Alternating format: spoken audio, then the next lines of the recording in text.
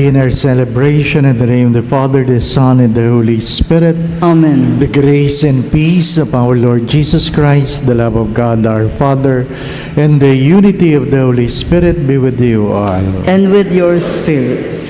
Yes, today is the fourth Sunday of Advent, but today also is the 9th day of our Misa de Gallio.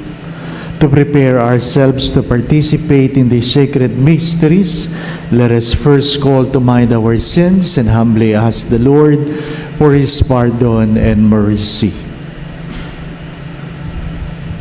I confess to Almighty God and to you, my brothers and sisters, that I have greatly sinned in my thoughts and my words, in what I have done, in what I have failed to do, through my fault, through my most grievous fault. Therefore I ask the Blessed Mary, ever Virgin, all the angels and saints, and you, my brothers and sisters, to pray for me to the Lord our God. May Almighty God have mercy on us, forgive us of our sins, and bring us all to everlasting life. Amen. Lord, have mercy. Lord, have mercy. Christ, have mercy. Christ, have mercy. Lord, have mercy. Lord, have mercy. Be with you. And with your spirit. A reading from the Holy Gospel according to St. Luke. Glory to you, O Lord.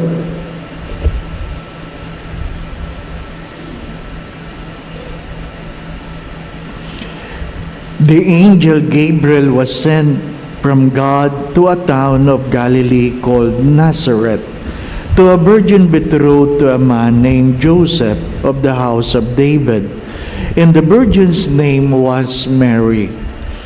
And coming to her, he said, "Hail, full of grace, the Lord is with you." But she was greatly troubled at what was said, and pondered what sort of greeting this might be. Then the angel said to her, "Do not be afraid, Mary, for you have found favor with God. Behold, you will conceive in your womb and bear a son, and you shall name him Jesus. He will be great and will be called Son of the Most High. And the Lord God will give him the throne of David his father, and he will rule over the house of Jacob forever. And of his kingdom there will be no end." But Mary said to the angel, "How can this be, since I have no relations with a man?" And the angel said to her in reply, "The Holy Spirit will come upon you, and the power of the Most High will overshadow you. Therefore the child to be born will be called Holy, the Son of God. And behold, Elizabeth, your relative, has also conceived a son in her old age, and this is the 6th month for her who was called barren, for nothing will be impossible for God." Mary said, "Behold, I am the handmaid of the Lord. May it be done to me according to your word." Then the angel departed from her.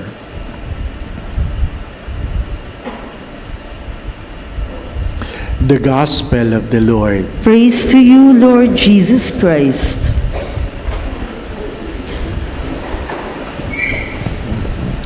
Magandang umaga po sa inyong lahat. Doon sa mga nakakompleto, we made it. Doon sa hindi, next year kayo. Ano po? Sabi ko kahapon, it is not enough that you know the psalm, you must know the shepherd.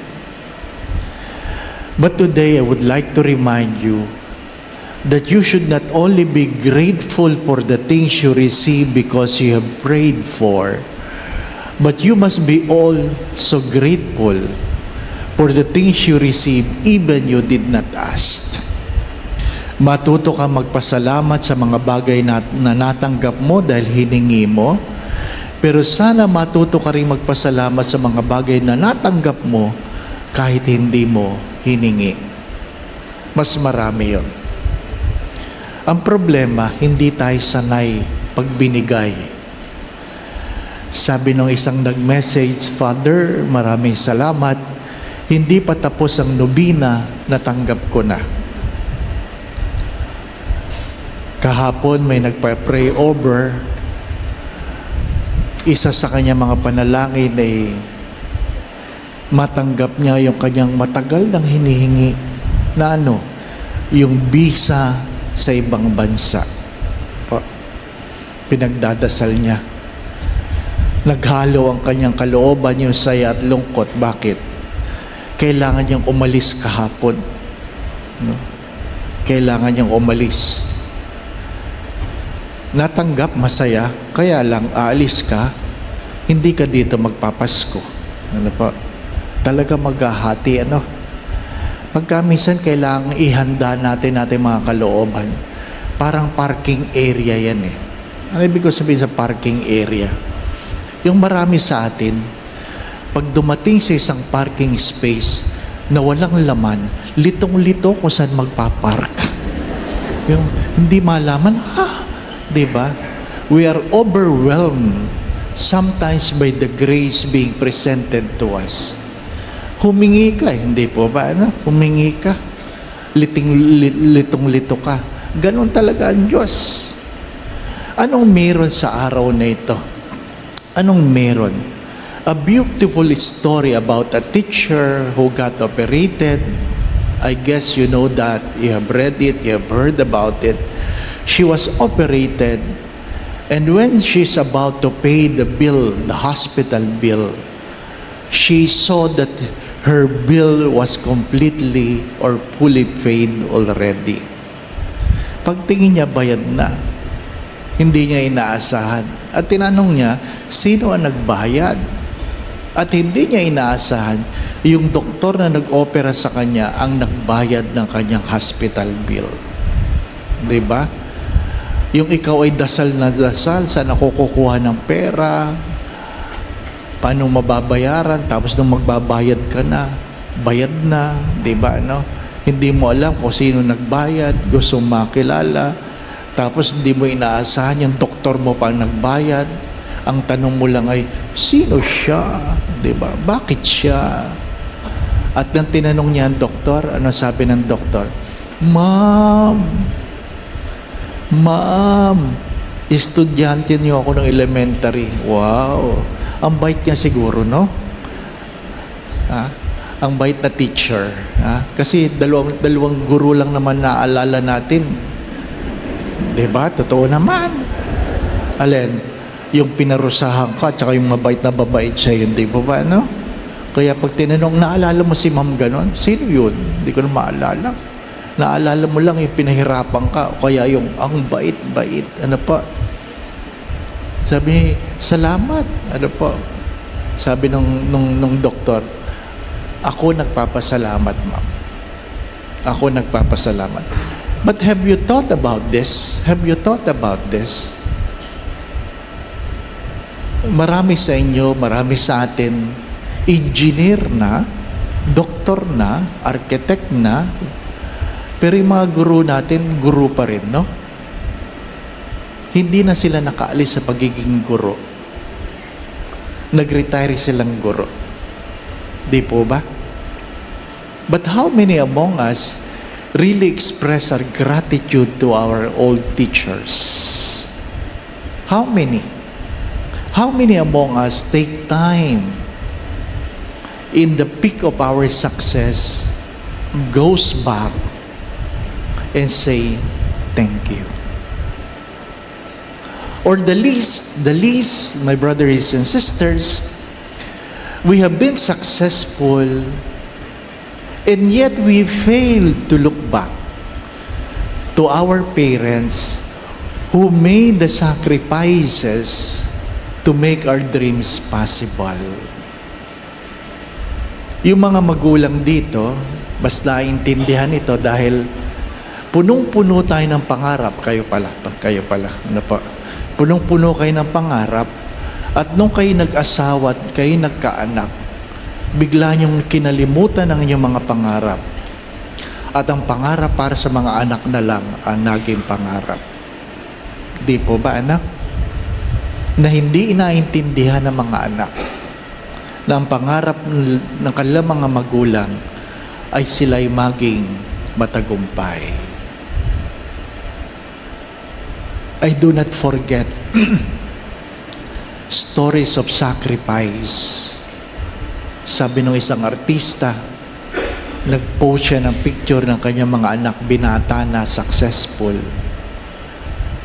At biniro ko siya. Sabi ko, parang kailan lang, no? Sabi ko, alam ba ng mga anak mo ang iyong mga pagluha nung sila iyong pinapalaki? Sabi niya, hindi ko na sinabi, Father. Sinabi ko, sabihin mo. Sabihin mo. Bakit? Anong kwento? Nung ako'y nagmimisa sa Mega Mall, yung artistang iyan, madalas ko yung nakikita, nakikipag-usap, iniwan siya ng kanyang asawa. Single mom. At siya ang nagpapalaki sa kanyang mga anak. At madalas, nagsisinungaling siya. In what way nagsisinungaling? Sabi niya, noon, nagmimisa pa ako sa Mega Mall. Sabi niya, alam mo, Father, ang dami mga araw na ang aming kakainin, kasya lang sa mga bata. 3 lalaki at siya, kasya lang sa mga bata. Lulutuin ko yan at ihahanda ko yan sa kanila at pakakainin ko yan.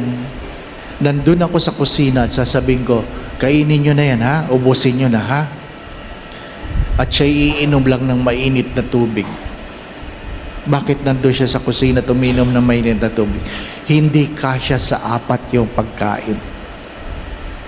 Hindi kasya sa 4. At sasabihin daw ng mga anak, makakain na. Ano sasabihin ng nanay? Una na kayo, busog pa ako. Maraming beses niyang sinasabi yun, busog pa ako. Pero nandun siya sa kusina, uminom ng mainit na tubig, lumuluha. Ngayon, successful na mga anak. Kaya sabi ko sa kanya, sabihin mo sa mga anak mo ang iyong sakripisyo.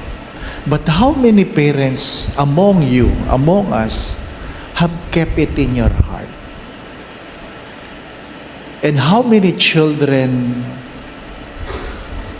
have been very disrespectful because they were entitled for what they have today. For what they have today. At least si David sa unang pagbasa, pinagpapasalamat niya na siya'y nakatira sa isang palasyo. And it was made to his awareness, oo nga naman, nasa palasyo ako.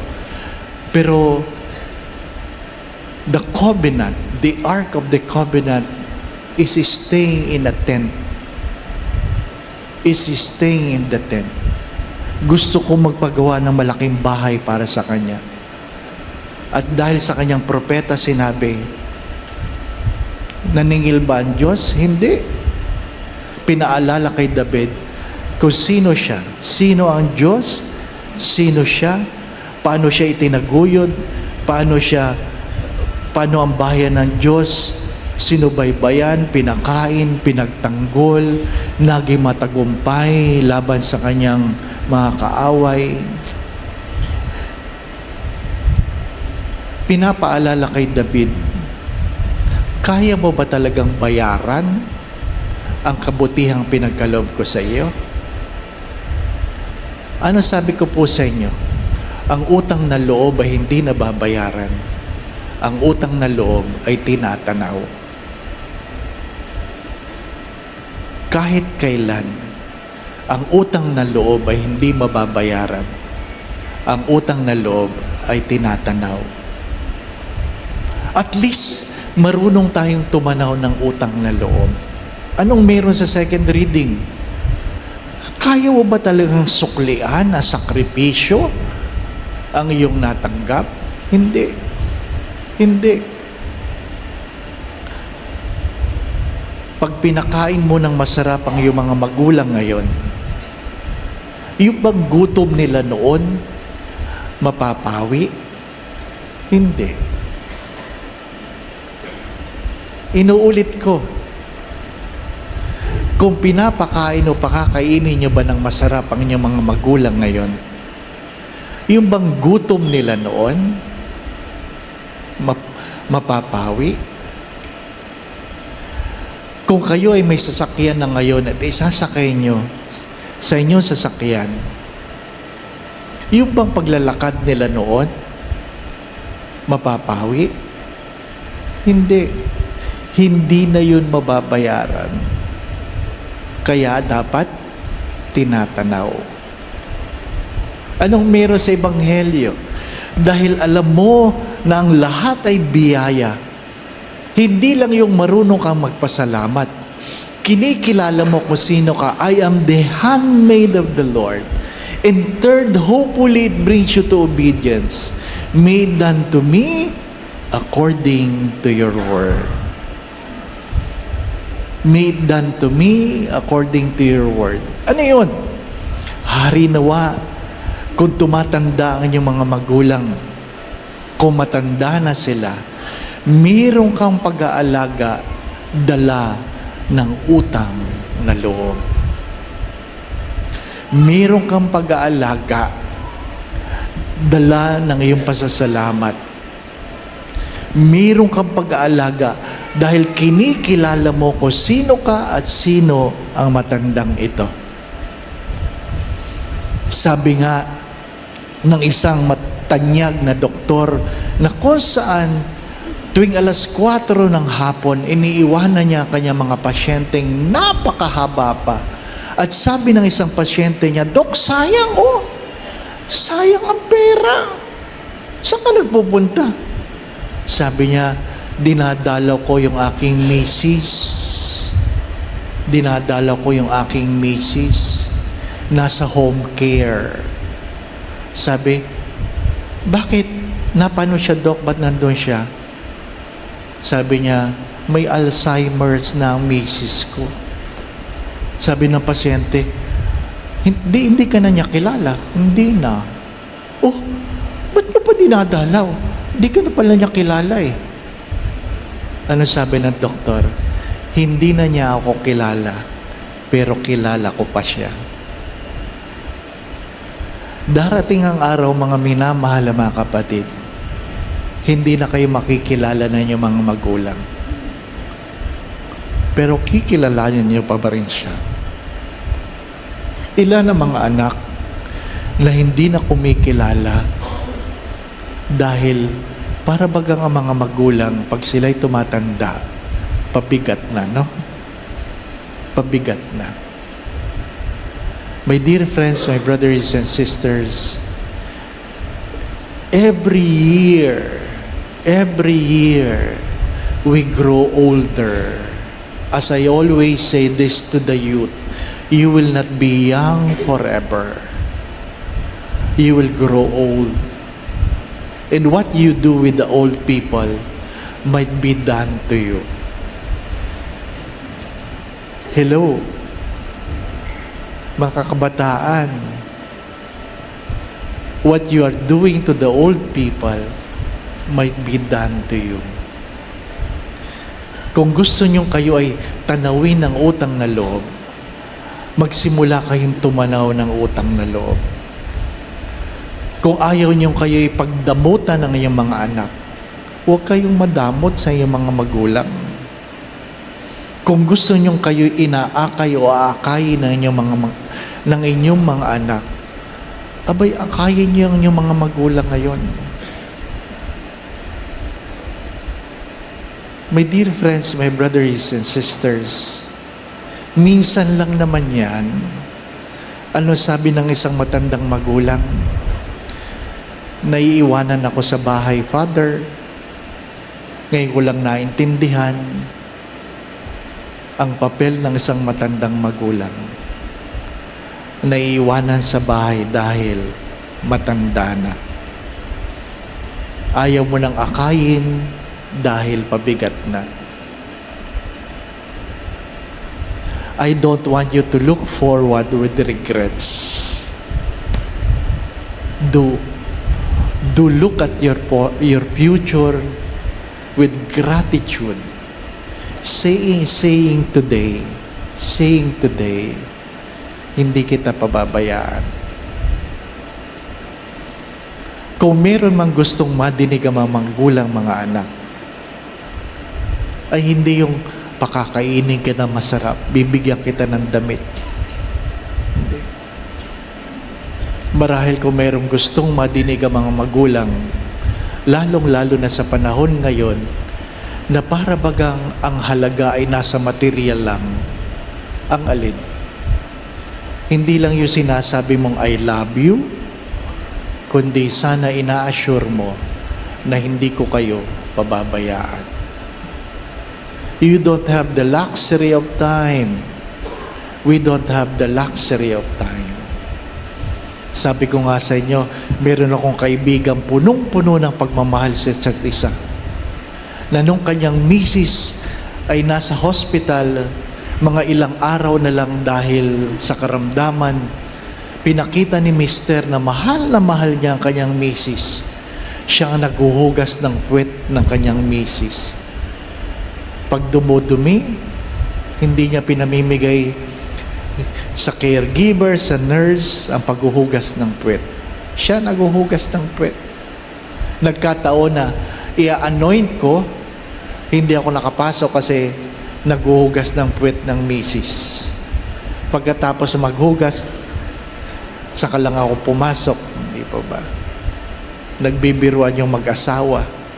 Pero na-imagine nyo ba, mga Mr. and Mrs.? Ha? Huhugasan nyo puwet ng Mr. nyo?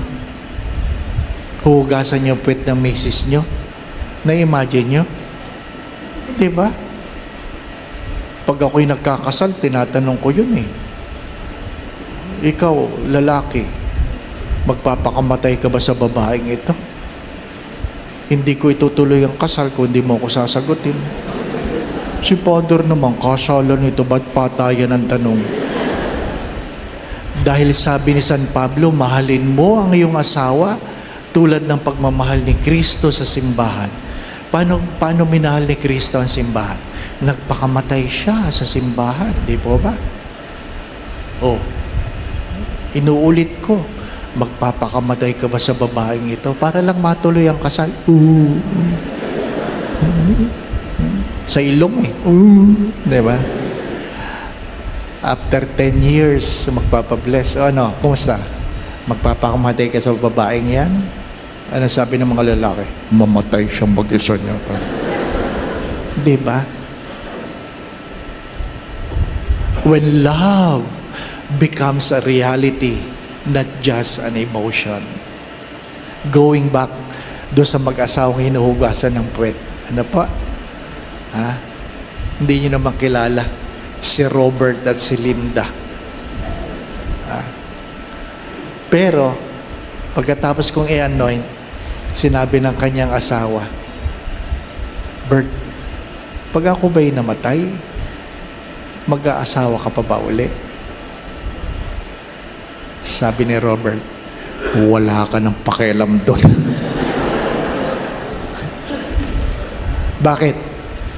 Wala tayong, we don't have the luxury of time. Don't say, I will love you tomorrow. Love me today. I don't need your love for tomorrow. Love me today. No? Hopefully, we will have tomorrows, but we only have today.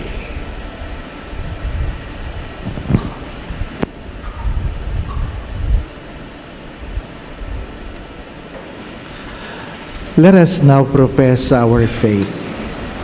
I believe in one God, the Father Almighty, maker of heaven and earth, of all things visible and invisible. I believe in one Lord Jesus Christ, the only begotten Son of God, born of the Father before all ages. God from God, light from light, true God from true God, begotten not made, consubstantial with the Father.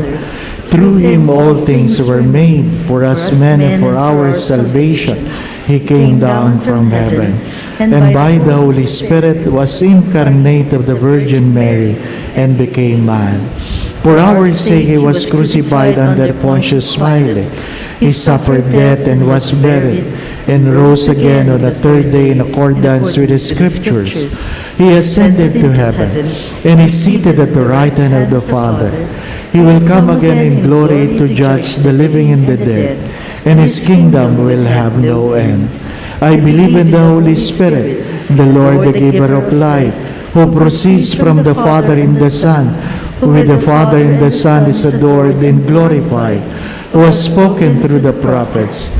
I believe in one holy Catholic and Apostolic Church.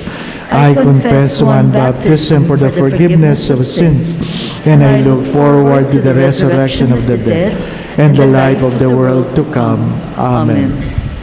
My brothers and sisters, as the day of the Savior's coming draws near, let us intensify our prayers and, like Mary, open our hearts to our Heavenly Father so that we may become a faith-filled person longing for the dawn of salvation. With so much hope, filled joy, we pray, Lord, listen to our prayer. Lord, listen to our prayer. Like the Virgin Mary, may the Church, the people of God, be ready to welcome Christ, the Savior, in their hearts this Christmas and share it joyfully with others. We pray. Lord, listen to our prayer. Like the Virgin Mary, may government and civil leaders heed the message of God's Word and serve the common good of all. We pray. Lord, listen to our prayer. May the prayer of the Blessed Virgin Mary help the poor, the disadvantaged, the lonely, and abandoned, and may they experience the Lord's consolation through the efforts of people who minister to them. We pray. Lord, listen to our prayer. Like the Virgin Mary, may our families be active in their faith and prayer through partaking of the sacraments, especially the Holy Eucharist and the sacrament of penance, in the service of the needy. We pray. Lord, listen to our prayer. Like the Virgin Mary, may consecrated men and women always give their yes to God with joy and enthusiasm. We pray. Lord, listen to our prayer. May the Lord welcome to the joy of paradise those who have gone ahead of us. We pray. Lord, listen to our prayer. In the silence of our hearts, let us pray for our personal intentions. We pray. Lord, listen to our prayer. God, our loving Father, hear our humble prayers and petitions. Fill us with deep faith and joy as we prepare to receive Christ like Mary. All this we ask through Christ our Lord. Amen.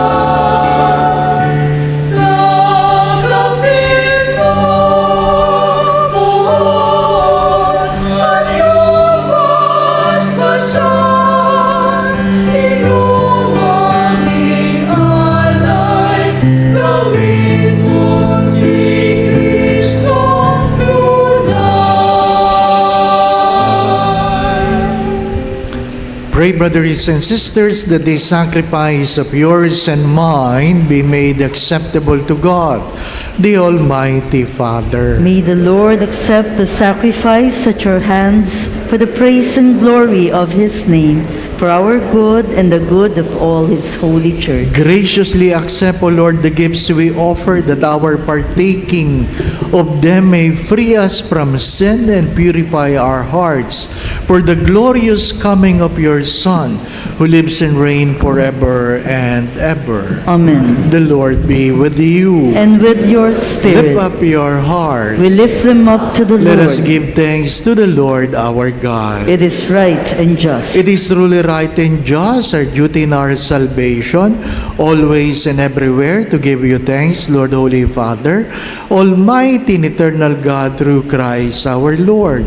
For all the oracles of the prophets foretold him, the Virgin Mother longed for him with love beyond all telling. John the Baptist sang of his coming and proclaimed his presence when he came.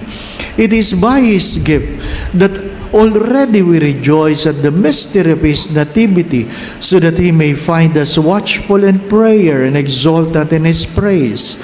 And so with all the angels and archangels, with thrones and dominions, and with all the hosts and powers of heaven, we sing the hymn of your glory as without end we acclaim.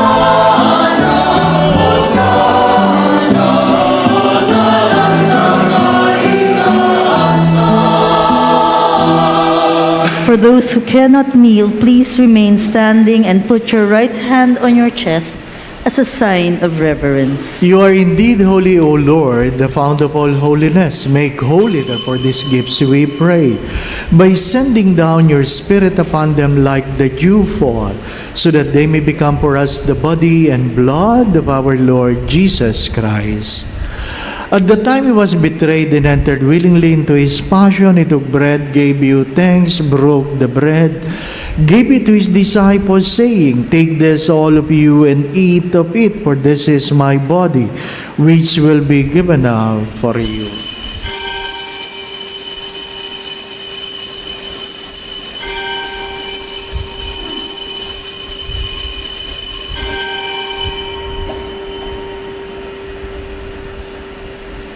In a similar way, when supper was ended, he took the chalice and once more gave you thanks, gave the chalice to his disciples, saying, "Take this, all of you, and drink from it. For this is the chalice of my blood, the blood of the new and eternal covenant, which will be poured out for you and for many for the forgiveness of sins. Do this in memory of me."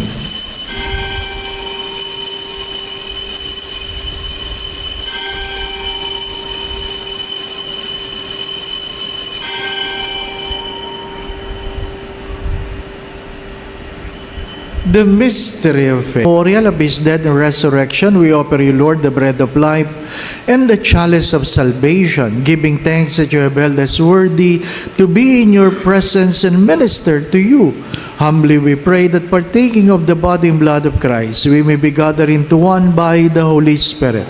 Remember, Lord, your church is spread throughout the world, and bring her to the fullness of charity, together with Francis, our Pope, Jose, our Bishop, all the bishops and all the clergy. Father, please hear the prayers of your children gathered here before your holy presence. Let's spend few moments of silence. And I invite you, brothers and sisters, that you personally ask the Lord for a special grace you want to receive in this Eucharistic celebration. Ask the Lord. It also makes a difference when your prayer starts with, "Thank you, Lord."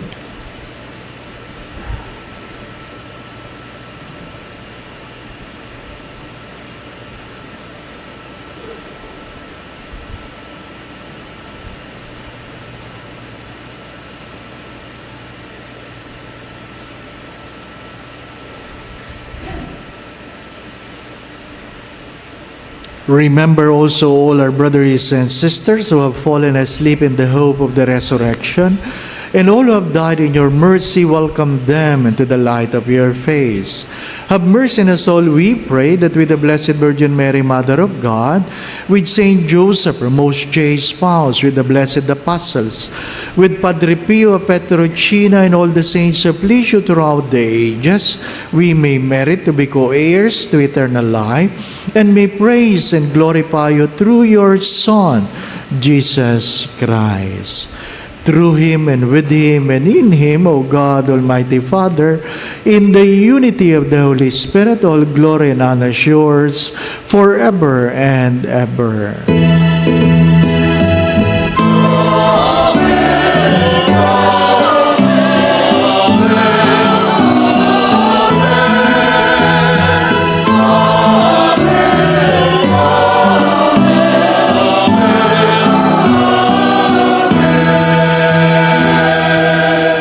Gathering all our prayers into one, let us now pray to the Father in the very words our Lord Jesus Christ taught us.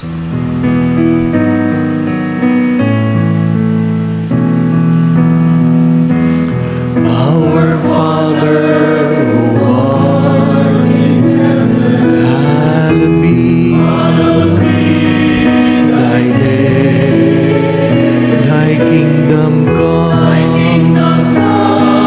Thy will be done on earth as it is in heaven.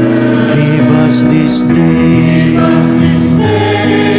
our daily bread, and forgive us our trespasses as we forgive those who trespass against us.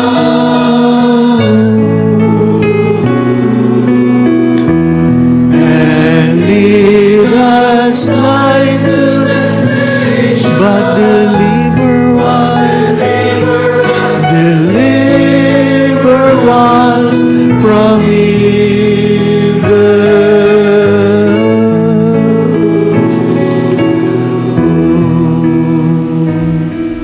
Deliver us, Lord, we pray, from every evil. Graciously grant peace in our days, that by the help of your mercy, we may be always free from sin and safe from all unnecessary worries and distress, as we await the blessed hope in the coming of our Savior, Jesus Christ.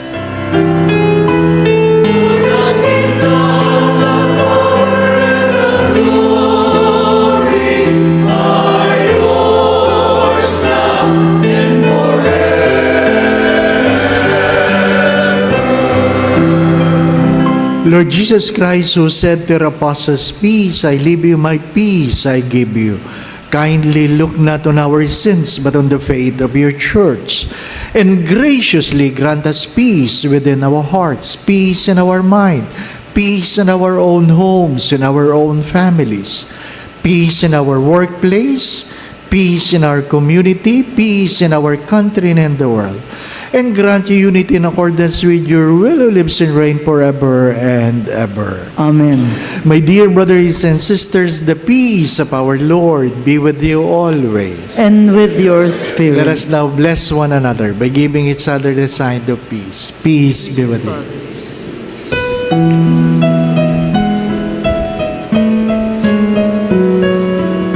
This is Jesus, the Son of Mary, the Lamb of God who takes away the sins of the world. Blessed are you who are invited here to receive Him in Holy Communion.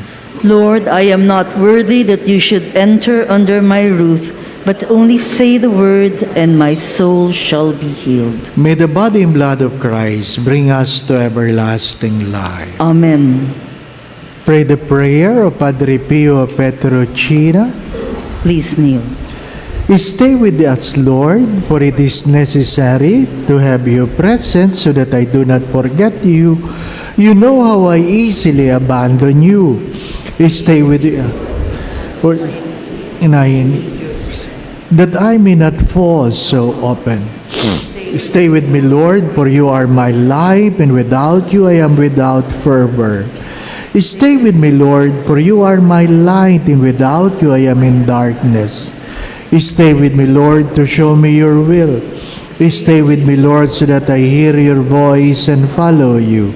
Stay with me, Lord, for I desire to love you very much and always be in your company.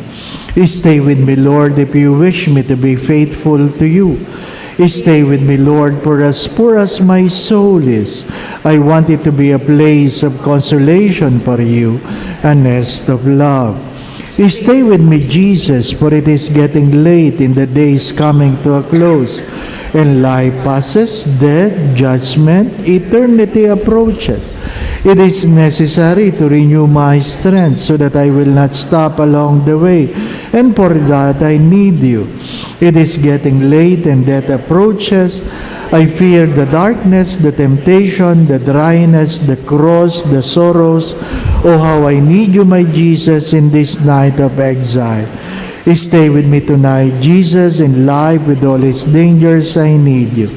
Let me recognize you as your disciples did at the breaking of the bread, so that the Eucharistic communion be the light which disperses the darkness, the force which sustain me, the unique joy of my heart.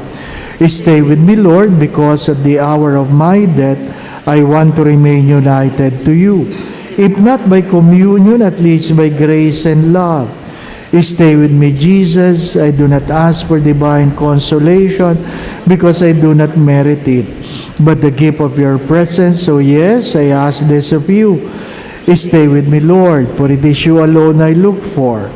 Your love, your grace, your will, your heart, your spirit, because I love you and ask no other reward but to love you more and more. With a firm love, I will love you with all my heart while on earth, and continue to love you perfectly during all eternity.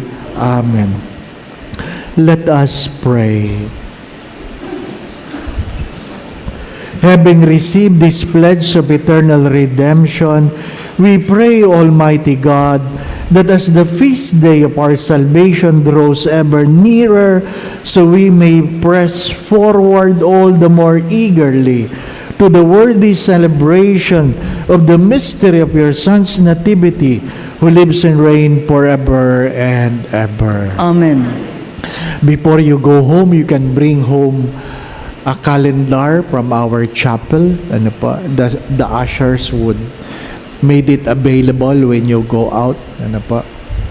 Ushers, hindi ko nasabi kanina, So, libre po yun. Yun lang ang regalo ng chapel sa inyo. Tama po ang date niya na tama.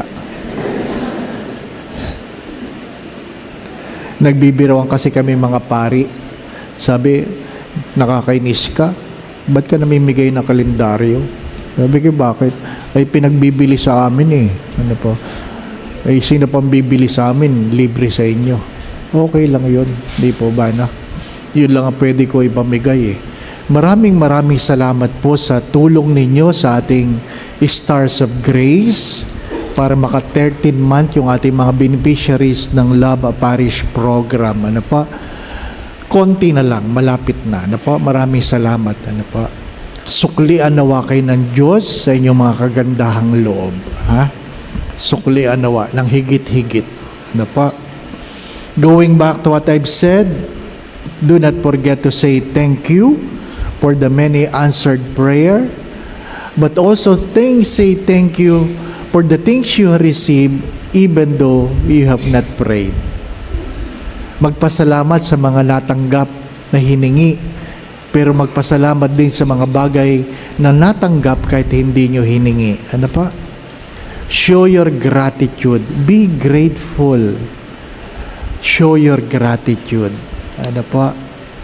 How we wish we have tomorrows, but the only thing we have is today. Huwag niyo sabihin, pakakainin kita bukas. Pakainin mo na ngayon. Ano po? Kasi baka wala ka na bukas. Ano po? Ha? What you can do today, do it today. Ha? Kahit hindi na naintindihan na yung mga magulang, sabihin niyo pa rin, thank you. Ha? Hindi sanay ang mga yan. Kasi dati pag nagpapasalamat kayo, alam nilang may kasalanan kayo, mayroon kayong hihingin. Ano pa? Nag-kiss daw yung anak. Thank you, Mama. Sabi daw kagad ng nanay, ano na naman kasalanan mo? Hindi sanay ang mga magulang, no? We have to learn about it. We must learn to appreciate and be appreciated.